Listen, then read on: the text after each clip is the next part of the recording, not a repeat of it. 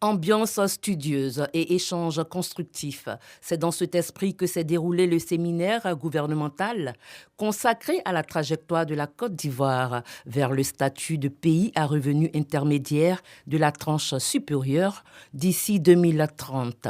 Pendant 2 jours, les participants ont réfléchi aux réformes à accélérer pour renforcer la résilience économique du pays et à assurer une transformation structurelle durable. La ministre du Plan et du Développement, Niale Kaba, a présenté les principales recommandations issues des travaux. Parmi elles, un investissement accru dans le capital humain et une amélioration de la compétitivité pour soutenir la croissance. Les échanges ont permis de relever des défis et formuler les recommandations suivantes. Construire un nouveau modèle de croissance inclusive avec de nouveaux moteurs ayant un plus grand impact sur la création d'emplois et la réduction de la pauvreté, accroître la productivité de l'économie, notamment celle du secteur agricole, promouvoir le commerce international et l'intégration dans les chaînes de valeur mondiales, poursuivre l'amélioration de l'environnement des affaires pour réduire les barrières et les coûts de transformation et les coûts de transaction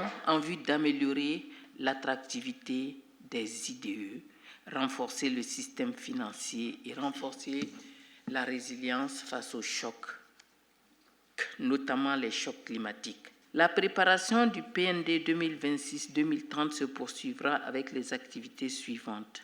Le dialogue avec le secteur privé sur les orientations stratégiques du prochain PND. Nous allons prendre en compte les préoccupations et les priorités des différentes régions dans l'élaboration du PND.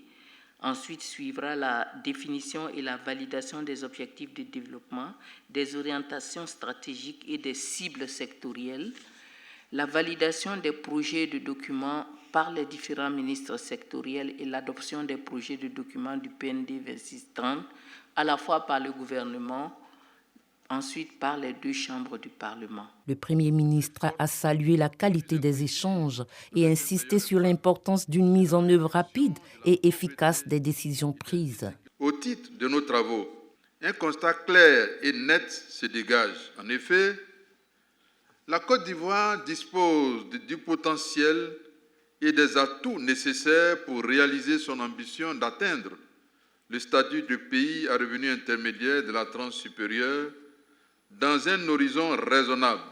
Notre ambition est d'y parvenir en 2030. Nous avons aussi noté avec beaucoup d'intérêt qu'il n'y a pas de modèle idéal. Chaque pays devant, selon ses ambitions, son organisation, le leadership de ses dirigeants, sa capacité de mise en œuvre, tracer sa trajectoire propre en tirant les meilleurs enseignements des expériences et connaissances disponibles.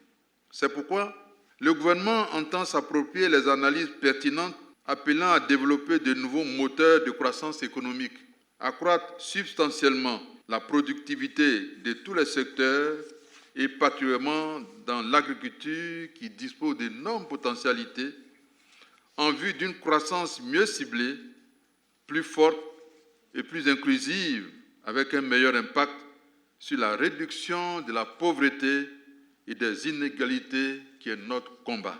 Robert Begré-Mambé a appelé à une traduction sectorielle du plan national de développement et à la finalisation des plans d'action dans des délais précis. Je voudrais, pour la suite des travaux relatifs à l'élaboration du PND 2026-2030, instamment inviter Madame la ministre de l'économie, du plan et du développement et ses équipes à accélérer la rédaction de la synthèse des travaux pour nous permettre de disposer de ce document en vue de mettre en œuvre les besoins dans les semaines à venir. Je me réjouis des avancées déjà réalisées dans les processus de conception du nouveau PND avec une bonne appropriation par l'ensemble du gouvernement. Je reste convaincu que les résultats seront à la hauteur des enjeux. Autre point clé, le soutien des partenaires financiers, dont la Banque mondiale, qui réaffirme leur engagement aux côtés de la Côte d'Ivoire dans cette ambition de croissance inclusive et durable.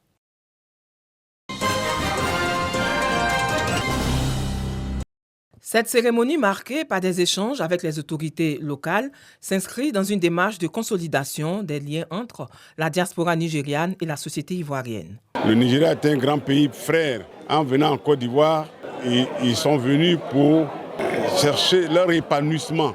Mais en le cherchant, ils nous rendent service aussi parce qu'ils sont présents, ils ont des activités économiques qui aident notre pays. Ce sont des frères avec qui on vit depuis longtemps. Moi, je souhaite qu'à Miadi, il se soit vraiment l'entente parfaite, la fraternité vraie.